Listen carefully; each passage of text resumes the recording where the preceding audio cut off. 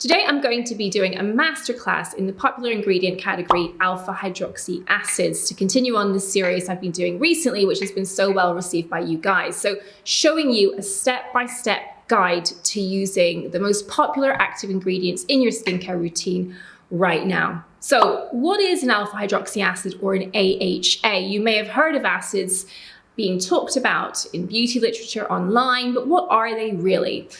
So the purpose of an alpha hydroxy acid in your skincare routine is largely to act as a chemical exfoliant. So rather than using physical exfoliation, which are those grittier products that we all know, I don't know, from growing up, the Sentai scrub, we use chemistry now to exfoliate our skin instead. So using alpha hydroxy acids to dissolve these bonds between surface skin cells in the layer of skin called the stratum corneum, which is the outermost part of the epidermis. So using chemical exfoliants to dissolve those bonds, getting rid of the tired, dull-looking skin cells on the surface to reveal the brighter, more juicy ones underneath. Now, we can find alpha hydroxy acids in any number of different preparations, from cleansers to toners to peels. But like with most things in skincare, I prefer to use a leave-on product that you can dose carefully and use in a controlled way to get the most out of it, which over time, you guessed it, builds for more consistent results. Now, the thing to know about alpha hydroxy acids is that the smaller the molecule, the more they'll penetrate into the skin. So in sensitive skin, we use larger alpha hydroxy acids like lactic acid.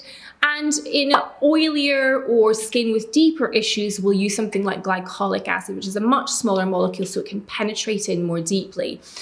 Ultimately, the benefits we're looking for with an AHA are brightness and smoothing, so it improves texture and that improves the optics of the skin, which boosts radiance. They also function as humectants, meaning they attract water into the skin, so lactic acid in particular is a good choice if you've got dry, sensitive skin. And they'll also potentially improve the penetration of other active ingredients used alongside of them, which can be helpful if you're using other more gentle active ingredients together with them. And at higher percentages, particularly in peels, the kind of things we use an in-office glycolic acid peel for, we'll get some collagen stimulating benefits as well. So without further ado, let's get on with how I use them in a daily routine. So if you're using an alpha hydroxy acid, the chances are I'm going to have you using it in the morning, because typically our retinoid takes up that coveted nighttime space. So I use AHAs in the clinic largely in context of using the Bunting New system, hence I'm using the Exfoderm product, which is their AHA blend, and it's the gentle version rather than the stronger one, which is Exfoderm Forte. Now, if I'm doing that, I will have applied vitamin C onto cleansed skin first. So that's where we are right now. I put on some CE ferulic, and I'm now going to do my AHA step. So I'm going to use my 13 dot technique, you guessed it, because I want to get field change. What I mean by field change, I want to affect the whole of my complexion. I don't want a targeted treatment. I'm not just going for pores. I'm trying to improve the radiance and evenness of my skin tone all over. Now, I'm going to use a firm gliding motion to evenly distribute the product. Now, I'm going to take care in the danger zones for all actives. So I don't go inside the orbital bone. You can feel that just there. And I don't take it over the eye area at all, because you largely want that chemical exfoliant effect on the thicker parts of the skin.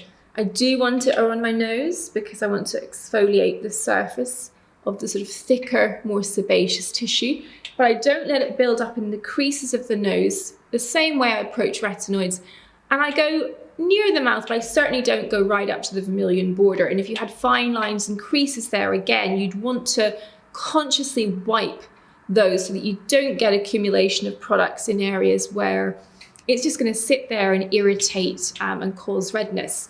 Now, I don't typically use AHAs on the neck as a rule. I think if you're going to prioritize treating your neck, you're going to want to use a retinoid and vitamin C and maybe some niacinamide. I don't think AHAs really have a place in my toolkit, certainly. I think they cause more irritation and not enough yield in terms of collagen production for them to kind of be in my top three. So like all actives, in general, I aim to build up to using things every day. But AHAs are one of those where I might use them less often. So I might suggest 3 times a week for someone who's got sensitive skin prone to dryness, for instance. Now, of course, we know they have some humectant properties, so they do hydrate a little bit.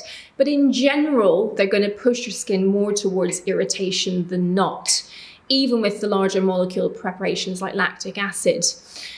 So I think because there isn't a process of tolerance, and not like the retinoids, you can dip in and dip out just when you need a bit of an extra boost. If I was building up to using them daily, however, I would try that smaller amount, the half a fingertip quantity every other day for maybe 2 weeks, check in with myself, book a follow-up.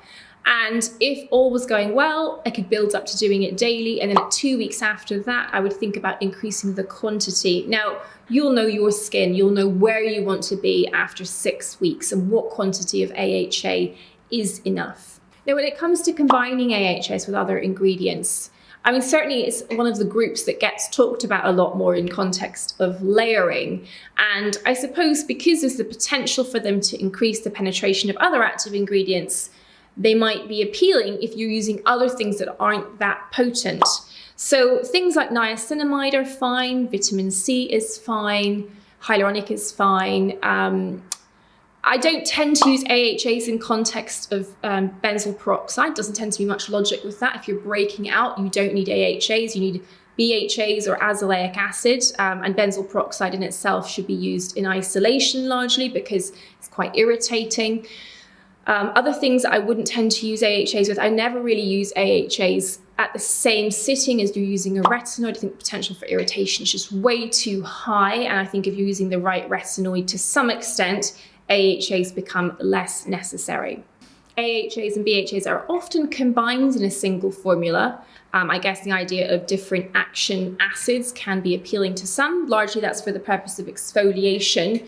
But if you were trying to use an AHA and a BHA together, I would ask you to question what the purpose of your actives was, and to probably decide on one or the other, or maybe even look at azelaic acid instead, just because it's a good acid, but it has many other additional benefits as well.